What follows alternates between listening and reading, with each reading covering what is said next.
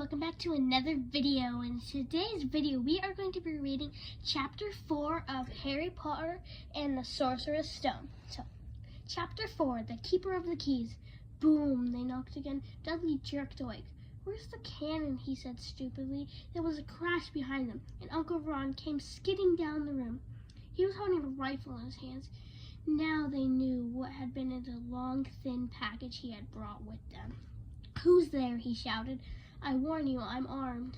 There was a pause, then smash.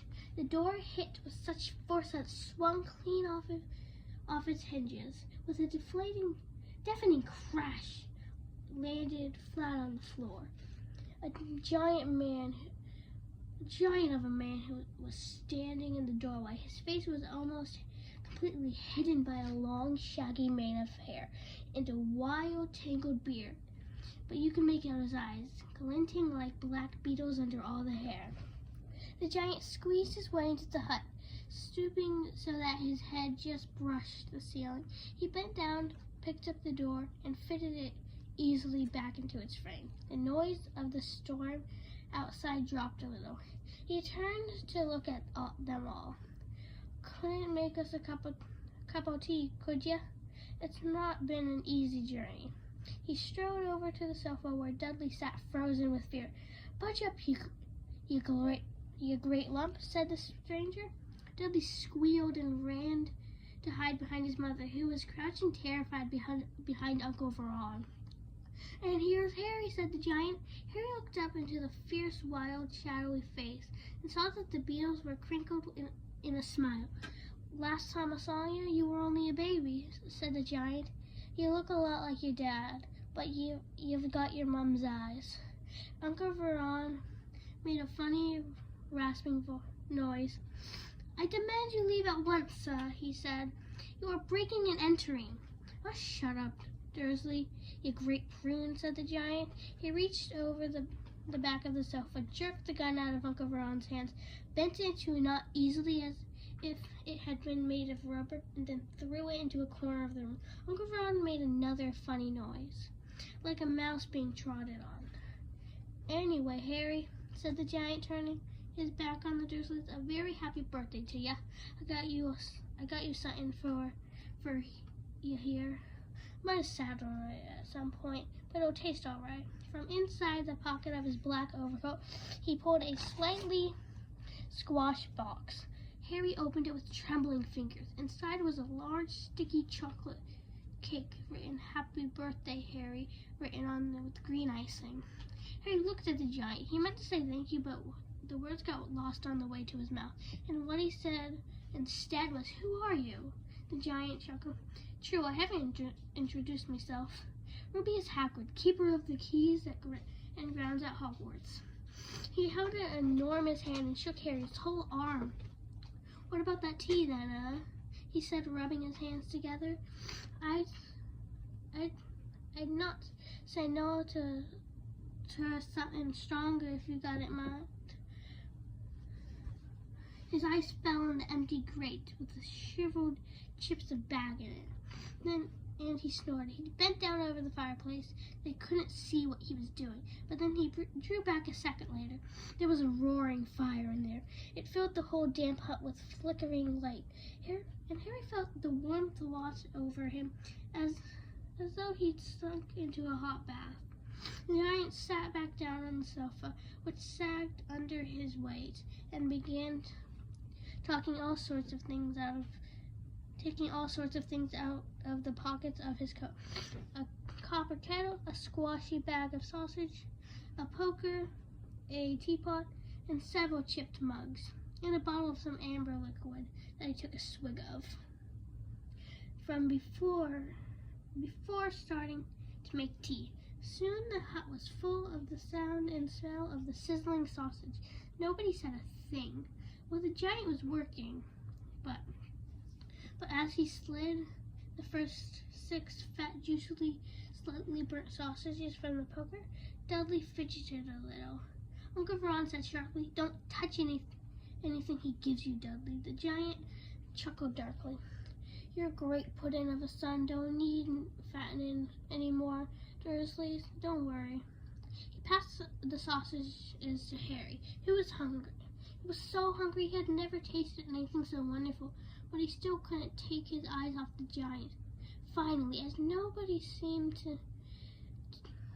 about to explain anything, he said, "I'm sorry, but I still don't really know who you are." The giant took a gulp of tea and wiped his mouth with the back of his hand. "Call me Hagrid," he said. "Everyone does." And like I told you, I'm a keeper of the keys at Hogwarts. You'll know all about Hogwarts, of course.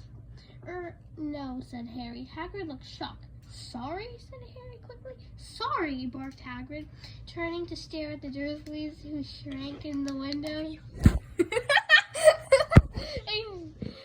Wingardium Leviosa! They haven't seen my face yet. Did you do a face reveal? No. Sorry, Hagrid barked, turning to stare at the Dursleys, who shrank back into the shadows. "It's them who should be sorry. I knew you weren't getting your letters, but I never thought you wouldn't know about Hogwarts, for crying out loud. Did you never wonder where your parents learned it all?" "Oh, what?" asked Harry. "Oh, what?" Hagrid thundered. "Now wait just 1 second. He leapt to his feet. His anger seemed to fill the whole hut. The Dursleys were cowering against the wall. "Do you mean to tell me," he growled at the Dursleys, "that this boy knows nothing about anything?" Harry thought this was going a bit far. He had been to school after all, and his marks weren't bad. "I know some things," he said. "I can, do math and stuff." But Hagrid simply waved his hand and said, "About our world, I mean your world, my world, your parents' world." Hagrid looked as if he was about to explode. "Dursley!" he boomed. Uncle Veron, who had gone very pale, whispered something that sounded like Hagrid stared wildly at Harry. "But you must know about your mom and dad," he said. "I mean, they're famous. You're famous." "What? My mom and dad weren't famous, were they?" You don't know. Hagrid ran his fingers through his hair, fixing Harry with a bewildered stare.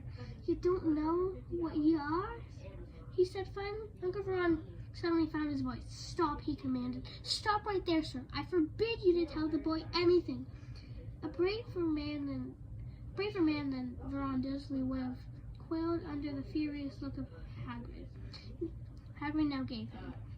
When Hagrid spoke, his every syllable trembled with rage.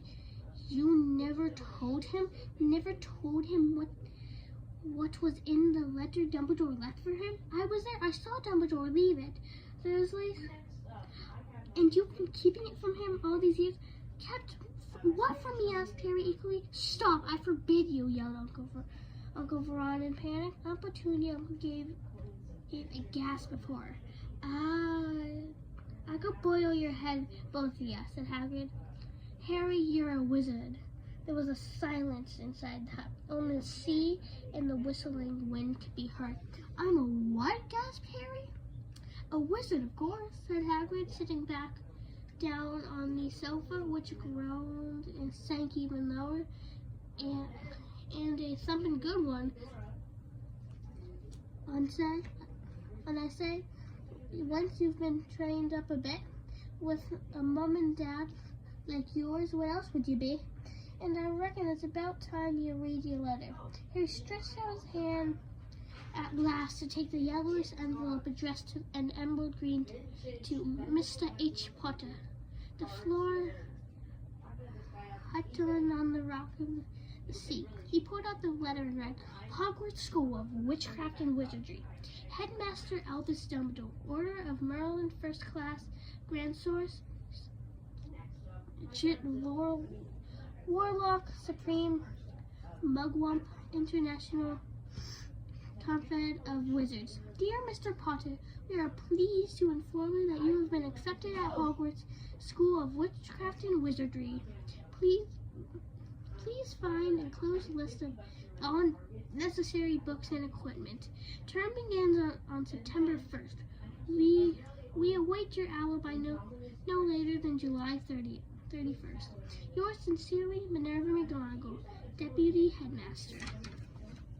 Questions exploded inside Harry's head like fireworks, and he couldn't decide which to ask first. After a few minutes, he stammered, "What does it mean? They await my owl?" Galloping Gorgons, that reminds me," said Hagrid, clapping a hand to his forehead. With enough force to knock over a cart horse, and from yet another pocket in his overcoat, he pulled out an owl.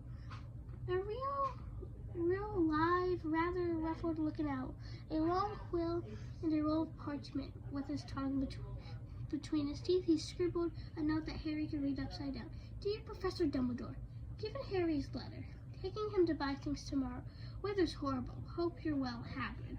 Hagrid rolled up the note, gave it to the owl, which clamped it in its beak and went to the door. He threw the owl out into the storm, then came back and sat down, as though it was as normal as talking on a telephone. Harry realized his mouth was open and closed it quickly. "Where was I?" said Hagrid. By that moment, Uncle Vernon, still ashen-faced, looking very angry, moved into the firelight. "He's not going," he said. Hagrid grunted. I'd like to see a great muggle like you stop him," he said. "A what?" said Harry, interested.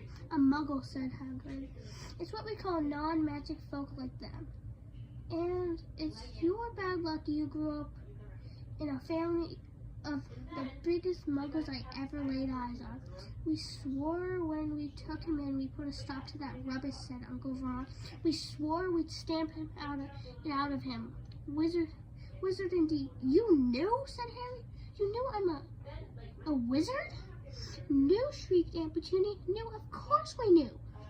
How could you not be my dreaded sister?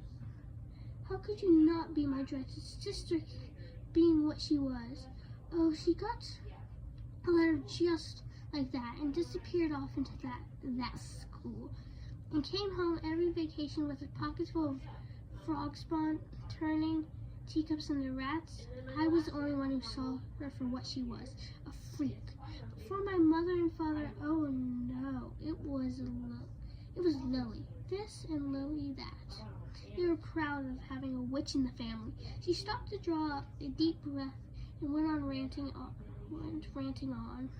It seemed she had been waiting to say this for years. Then she met that Potter at school, and they left and got married and had you. And of course, I knew you'd you'd be just the same, just as strange, just as abnormal. And then, if you please, she went on and got herself blown up, and we got landed with you." Harry had gone very white. As soon as he found his voice, he said, "Blown up? You told me they died in a car crash." "Car crash!" roared Hagrid, jumping so angry that the Dursleys scuttled back into their crime. "How could a car crash kill Lily and James Potter? It's an outrage, a scandal." Harry Potter not knowing his own story when every kid in our world knows his name? Right, next page. "But why? What happened?" he asked urgently. The anger faded from Hagrid's face. He looked suddenly anxious. "I never expected this," he said in a low, worried voice. "I had no idea. When Dumbledore told me there might be trouble getting a hold of you. How much you didn't know. Harry, I don't know if I'm the right person to tell you, but someone's gotta. You can't go off to Hogwarts without knowing." He threw a dirty look at the Dursleys. "Well, it's best you know as much as I can tell you. Mind, I can't tell you everything. It's a great mystery, parts of it." He sat down, stared into the fire a few seconds, and then said, "It begins, I suppose, with a person called, but It's incredible. You don't know his name. Everyone in our world knows. Who? Well, I don't like saying his name if I can't help it. No one does. Why not? Gulpin gargoyles, Harry. People are still scared. Eliminating this is difficult. See, there was this wizard who went bad. As bad as you could go. Worse and worse. His name was... Hagrid gulped, but no words came out. Could you just write it down, Harry suggested. No, I can't spell it. All right, Voldemort. Hagrid shuddered. Don't make me say it again. Anyway, this wizard about 20 years ago started looking for followers. Got him too. Some were afraid. Some just wanted a bit of his power because he was getting himself power all right. Dark days, Harry. Didn't know who to trust. Didn't dare get friendly with stranger wizards or witches. Terrible things happened. He was taken over. Of course, some stood up to him, and he killed them horribly. One of the only safe places left was Hogwarts. Reckon Dumbledore's the only one you know who was afraid of. Didn't dare try asking the school. Not just then, anyway. Now, your mom and dad were as good a witch and wizard as I ever knew. Head boy and girl at Hogwarts in their day. Suppose the mystery is why you know who never tried to get him on his side before. Probably knew they were too close to Dumbledore to want anything to do with the dark side. Maybe he thought he could persuade them. Maybe he just wanted him out of the way. All anyone knows is he turned up in the village where you was all living on Halloween 10 years ago. You were just a year old. He came to your house and Hagrid suddenly pulled out a very dirty spotted handkerchief and blew his nose with a sound like a foghorn. Sorry, he said, but it's that sad. Knew your mom and dad and nice to people you couldn't find anyway. You know who killed them. And this was the real mystery of the thing. He tried to kill you too. Wanted to make a clean job of it, I suppose. Or maybe he just liked killing by then. But he couldn't do it. He never wondered how you got that mark on your forehead? That was no ordinary cut. That's what you get when a powerful evil curse touched you. Took care of your mom and dad, and your house even. But it didn't work on you. And that's why you're famous, Harry. No one ever lived after he decided to kill them. No one except you. And he killed some of the best witches and wizards of the age. McCoys, the Bonds, the Perweets, and you. Only was a baby and you lived. Something very painful was going on in Harry's mind. As Hagrid's story came to a close, he saw again the blinding flash of green light, more clear than he had ever remembered it before. And he remembered something else. For the first time in his life, a high, cold, cruel laugh. Hagrid was watching him sadly. Took you from the ruined house myself on Dumbledore's orders. Brought you to this lot. Load of old tosh, said Uncle Ron. Harry jumped. He had almost forgotten that Dursleys were there. Uncle Ron certainly seemed to have got back his courage. He was glaring at Hagrid with his fists were clenched. Now you listen here, boy, he snarled. I accept there's something strange about you. Probably nothing a good beating wouldn't have cured. And as for all this about your parents, well, they were weirdos, no denying it. And the world's better off without them in my opinion. He asked for all they got, getting mixed up in these wizarding types. Just what I expected. Always knew they'd come to a sticky end. But at that moment, Hagrid leapt up from the sofa and drew a battered pink umbrella from the side of his coat, pointing it at Uncle Vernon. Like a sword, he said, "I'm warning you, Dursleys. I'm warning you. One more word. In danger of being speared on the end of an umbrella by a bearded giant, Uncle Vernon's courage failed again. He flattened himself against the wall and fell silent. "That's better," said Hagrid, breathing heavily and sitting back down on the sofa, which this time sagged right down to the floor. Harry, meanwhile, still had questions to ask. Hundreds of them. But what happened to you know who? Good question, Harry. Disappeared, vanished. Same night he tried to kill you. Makes you even more famous. That's the biggest mystery. See, he was getting more and more powerful. Why'd he go? Some say he died. Codswapple, in my opinion. I don't know if he had enough human left in him to die, but some say he's still out there, biding his time. But I don't know. I don't believe it. People who was on his side came back to ours.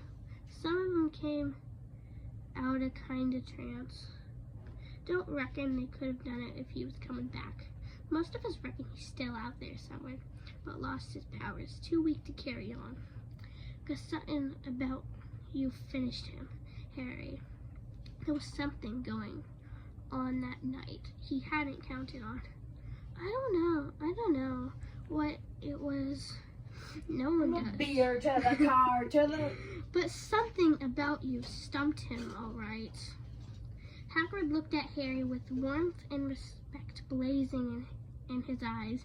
But Hagrid, instead of feeling pleased and proud, felt quite sure there had been a horrible mistake. A wizard? Him? How could he possibly be? He'd spent his life being clouded by Dudley and bullied by Aunt Petunia and Uncle Vernon. If he was really a wizard, why hadn't they been turned into a warty toad every time they tried to lock him in his cupboard?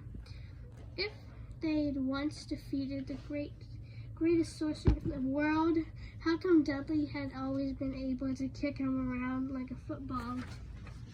Alright, so I just got hit in the head with a squishy, so let's continue reading. Sorry about that, folks.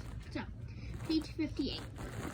Hagrid, he said quickly, "I think you must have made a mistake. I don't think I could be a wizard." To a surprise, Hagrid chuckled. "Not a wizard, eh? Never made things happen when you was scared or angry?" Harry looked into the fire. Now he came to think about it. Every odd thing that happened to him made his aunt and uncle furious with him. Had happened when Harry had been upset or angry, chased by Dudley's gang. He somehow had found himself out of their reach. Dreading going to school with that ridiculous haircut, he managed to make it grow back. And this is the very last time Dudley had hit him. Hadn't he gotten his revenge without even realizing? What was he was doing it. Hadn't he set a boa constrictor on him? Harry looked back at Hagrid, smiling, and saw that Hagrid was positively beaming at him. "See," said Hagrid, "Harry Potter, not a wizard. You wait. You'll be right famous at Hogwarts." Uncle Vernon wasn't going to give in without a fight. Haven't I told you he's not going?" he hissed. "He's going to Stonewall High, and he'll be grateful for it.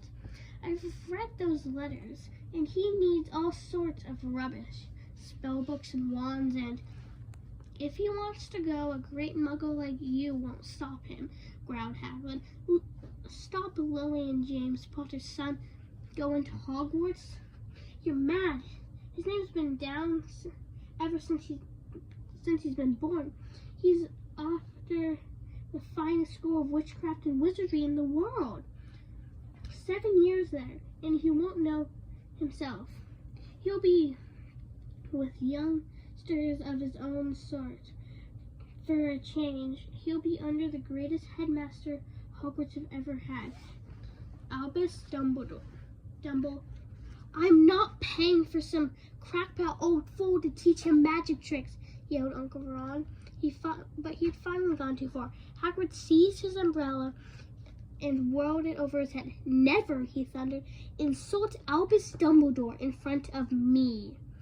He brought the umbrella swishing down through the air to point at Dudley.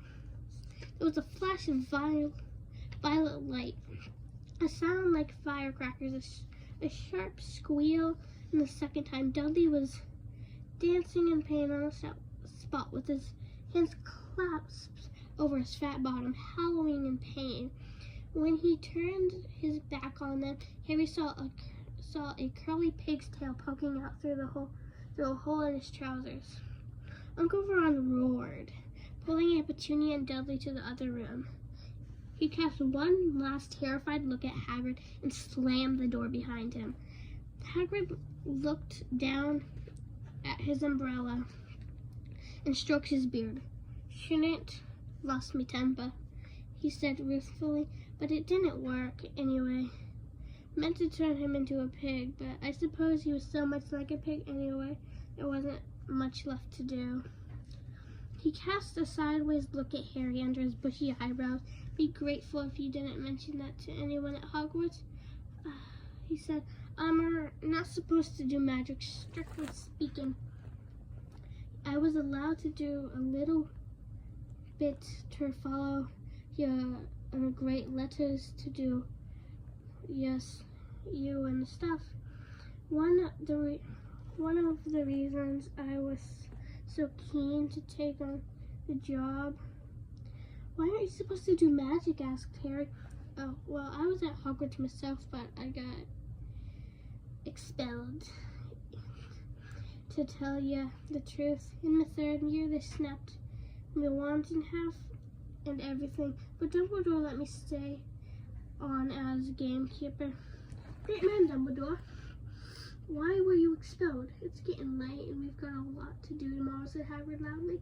Gotta get up to town, get all your books and that.